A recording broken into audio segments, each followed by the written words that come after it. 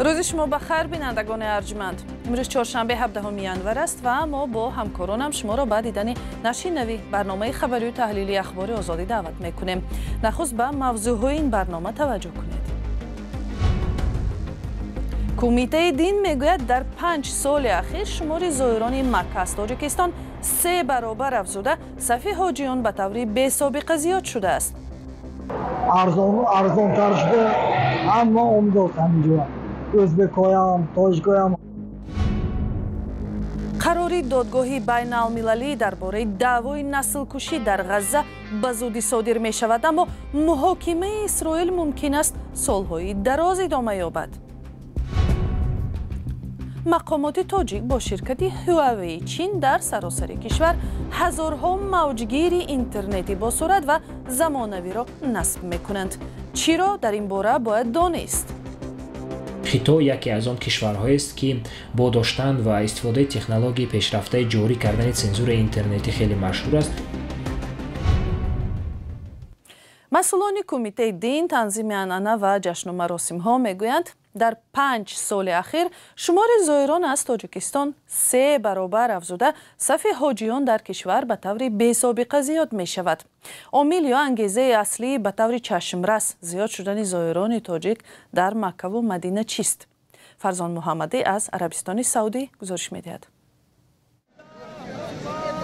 ماه ینور سال 2024 شهر مکه شاهیگری عربستان سعودی با نرمتر شدن هوا میزبان میلیون ها زائران از دهها کشور جهان است.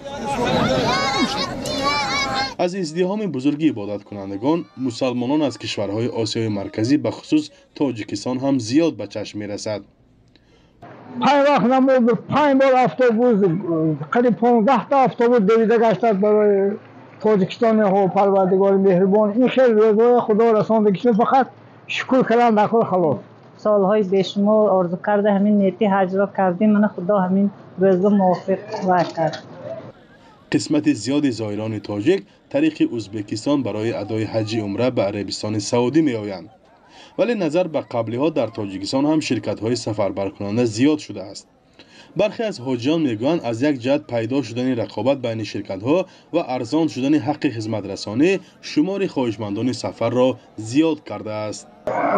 راکیروش هم $1200 به فکرم دیکن، همون با ارزان تر شده، اما عمدات همینجا ازبک‌هایم، تاجیک‌هایم هر روز 3 روز 2 روز به گروپ ها اینا عمده انگیزده.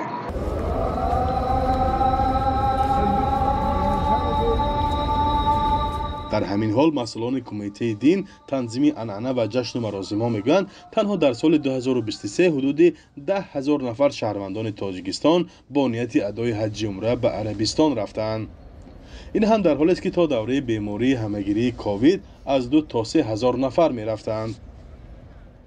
عامل اساسی افزایش شماره زائران و ساده گردیدن نظام روادیدهی شاهیگری عربستان سعودی ارتباط دارد. در سالهای پیش تنها بعد گرفتن روادید عمره ساکنان حق داشتند که مناسک عمره را ادا کنند. حالا باشد تقریبا با تمام نمود روادید ادای عمره امکان دارد، چه روادید سیاحتی باشد، چه تجارتی و چه کاری. به تاکید همصحبت من، این روند در تمام کشورهای آسیای میانه به مشاهده می رسد. بر اضافه این، عربستان سعودی راضی شده است که امسال تقریبا 7,000 اهالی تاجیکستان برای ادای حج فرضی به آن کشور بروند. سازش روز 8 ینور حاصل شده است. هر سال کمی بیش از 6,000 اهالی تاجیکستان به واسطه کمیته دین برای ادای حج فرضی می رفتند. نظرها به ادای حج که یک از 5 رکن دینی اسلام حساب می شود در جامعه تاجیکستان یکسان نبوده است. یک گروه به این نظرند که با دست دادن امکانیت باید این فریضه دینی را اجرا کرد، ولی گروه دیگر پیشنهاد میکنند که به جای حج از جمله حج‌های تکراری باید در داخل کشور جایی را آباد کرد. فرزان محمدی، رادیو آزادی از شهر مکه عربستان سعودی. بعد تنقید زیاد از صفت و سرعت اینترنت در تاجیکستان، مقامات میگویند با شرکت هواوی چین سازشنامه امضا کرده در سراسر کشور هزارها موجگیر اینترنت با سرعت و زمانوی را نصب میکنند. ولی کارشناسان ساحه میگویند همکاری دو پهلو دارد. هم مثبت و هم منفی. چون و چراهای موضوع در گزارش همکارانم برات یوسفی و سروینوزی روح‌الله. тоҷикистон ҳамроҳ бо ширкати ҳуовеи чин беш аз 1000 пойгоҳи бунёдии алоқаи мобилиро ворид ва насб кардааст. илҳомҷон атоев муовини раиси хадамоти алоқаи тоҷикистон гуфт қарор аст то соли 2028 ҳамаи пойгоҳҳо аз чин ворид ва насб карда шаванд. таҷҳизотои исковии базаира бо воситаи ҳамкорӣ бо ҳуовеи тоҷикистон меорем дастрас мекунем, барои ки имсол 1054 там агар насб карда бошем ба қавли муовини раиси хадамоти алоқа тибқи талаботи санадҳо амнияти иттилоотӣ таъмин карда мешавад ва ягон иттилоъ ба берун аз кишвар намеравад. таҳлилгарон бар инанд ки пурра ба таҷҳизоти мобилии чинӣ рӯй овардану ҳамроҳшавӣ бо шабакаи интернети он боиси дастрасии маълумоти махфӣ ва хусусии тоҷикистон барои ширкату мақомоти чин мегардад. хито яке аз он кишварҳоест ки бо доштан ва истифодаи технологияи пешрафтаи ҷорӣ кардани цензураи интернетӣ хеле машҳур аст ва ширкати Huawei хусусан масалан хеле ки мо медонем зери таҳримҳои амрико аст ва сабабаш ҳамкории зичи ҳамин ширкат бо хадамоти махсуси кишвари чин аст. ҳар иттилооте ки бо таҷҳизоти ин ширкат коркар карда мешавад аллакай зери хавф аст, чунки эҳтимоли ба он дастрасӣ пайдо кардани хадамоти махсуси чин ба миён меояд. гулов ҳамчунин тақвияти монополияро бар интернет дуруст намешуморад ва тарафдори интернетрасонии мустақилона аз тарафи ширкатҳои гуногун аст. дар он сурат бо манзури сифати хидматрасонӣ муштарӣ ҳаққи интихоб пайдо мекунад.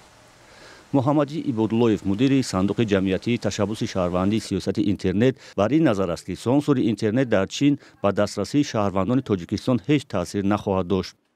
харидори дохилӣ ва харидори беруна, яъне ки вақте ки дар дохили чин мефурӯшанд вай ҳар гуна цензурае ки мехоҳанд кардан мегиранд, вақте ки берун аз кишварашон мефурӯшанд аллакай филтр нашударо мефурӯшанд ки ин таъсири цензурае ки барои худашон кардагиянд ба мо намерасонанд.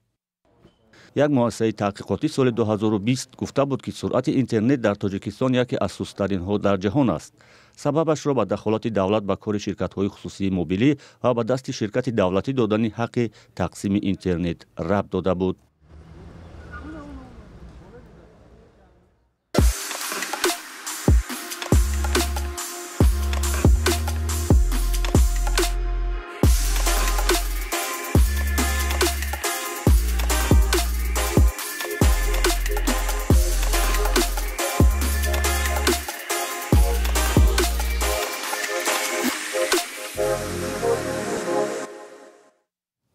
و از خبرهای بین المللی اسرائیل اعلام داشت که عملیات نظامیش را در جنوب غزه کاهش می‌دهد، ولی گفت عملیات تا زمان نابودی گروه حماس قطع نخواهد شد. حماس را ایالات متحده و اتحاد اروپا گروه تروریستی می‌داند، ولی طرفدارانش آن را بیانگر منفعت فلسطینی‌ها می‌شمارند. و قرار است این هفته دادگاه بین المللی سازمان ملل متحد در لاهه یوگاگ قرار پیشکی خود را در مورد شکایت آفریقای جنوبی علیه اسرائیل اعلام کند. آفریقای جنوبی اسرائیل را به گنوسید یا نسل کشی در غزه گناهکار می‌داند. اما بررسی در دادگاه تا حالا به کجا رسیده است؟ همکارم مومین احمدی آن را دنبال می‌کرد و حالا با ما در استودیو است. مومین سلام، در این باره چی گفتن ممکن است؟ سلام خیرامان، سلام بینندگان عزیز. حالا دادگاه نظر دو جانب را بررسی می‌کند. آفریقای جنوبی دلیل‌های خود را پیش گذاشت و اسرائیل با آنها پاسخ داد، ولی به گفته حامیان حقوق بشر امکان دارد دعوای آفریقای جنوبی رد شود و وکیلان اسرائیلی به همین تلاش دارند. آنها میگویند آفریقای جنوبی پیش از مراجعت به دادگاه شرط‌های ترتیبی چنین مراجعت را اجرا نکرده است. بنابراین شرط‌ها آفریقای جنوبی اول میبایست مسئله را با خود اسرائیل در میان میگذاشت و تنها در صورت حل نشدن آن به دادگاه سازمان ملل شکایت میبرد. با وجود این دادگاه شکایت را قبول و بررسی کرد. حقوقشناس آفریقایی عادل حسیم در این محاکمه اسرائیل را با آن ایبدار کرد که 10 سالها باز علیه فلسطینی‌ها سیاست گنوسید یا نسل کشی را راه اندازی کرده است. محاصره غزه، بمباران‌ها، تخریب شهرهای فلسطینی‌ها، بستن راه کمک‌های بشری، به هلاکت آدمان رسانیده شدن از جمله زنان و کودکان را کشتن سبب شده است. حالا خطر بیماری و قحطی را در غزه به میان آورده است. نمایندگان اسرائیل گفتند که کشور آنها این جنگ را سر نکرده است، بلکه گروه‌های تندرو آن را راه اندازی کردند که موجودیت دولت اسرائیل را نمی‌خواهند. آنها گفتند دعوا با مقصد رد کردن حق اسرائیلی‌ها به دولتداری و از جوابگری آزاد کردن فلسطینی‌ها پیش گذاشته شده است. پس یعنی می شود گفت که این بررسی در دادگاه به نتیجه نخواهد رسید. ضرورت آن را آفریقای جنوبی در چی دیده است؟